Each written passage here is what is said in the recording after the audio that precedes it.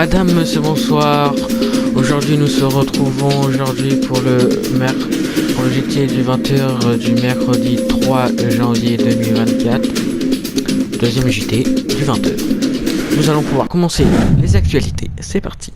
Ils ont travaillé pendant les fêtes de fin d'année en Eure-et-Loire à Châteaudun. La foraine Sylvia Tassette régale les gourmands pendant que la plupart des Euréliens profitent des fêtes de fin d'année en famille ou entre amis. D'autres, comme la foraine Sylvia, sont sur le pont pour les divertir. Le mois de décembre, particulièrement doux en Eure-et-Loire, n'a cependant pas battu les records de 2015, quand en 2023 l'a tristement été l'année la plus chaude jamais enregistrée sur Terre. Un mois de décembre très doux en Eure-et-Loire dans une année particulièrement chaude. C'est le bilan que dresse Frédéric Decker, prévisionniste pour Météo News. Décembre a été très doux en Eure-et-Loire. On est à 7,4 degrés de moyenne générale, 5,1 degrés la nuit et 9,7 degrés la journée. Dans le détail, énumère-t-il.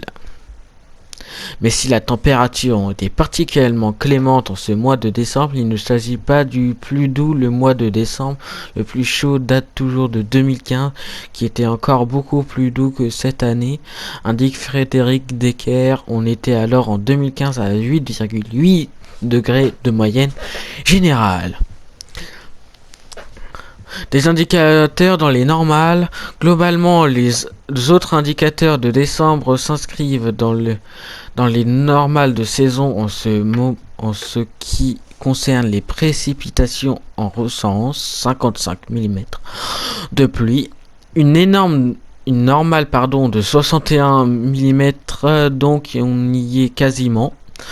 On comptabilise également 51 heures d'ensoleillement quand la normale est fixée à 60 heures.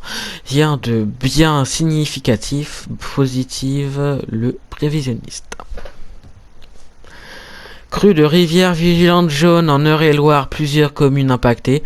Le Loir mais aussi l'Eure sont actuellement placés en vigilance jaune par l'observation Vigicrueux en raison de risques de crues pouvant impacter plusieurs localités.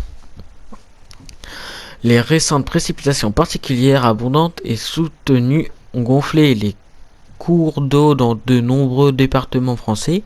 En Eure-et-Loire, ce sont le Loir, l'Isne et l'Eure qui pour l'heure sont concernés. Les rivières qui pourraient atteindre leur seuil de débordement. Les rivières qui sont placées en vigilance jaune pourraient déborder ce mercredi 3 janvier 2024, qui n'est pas arrivé. Maintenant, mort de Maëva en Seine-Maritime. Nous venons de l'apprendre il y a quelques minutes. La piste accidentelle privilégiée à ce stade, selon le parquet. Le corps de la jeune femme formellement indiqué par sa fille avait été retrouvé mardi. C'était tout pour ce JT du 20h du mercredi 3 janvier 2024. On se dit à la prochaine. Bonne soirée à tous.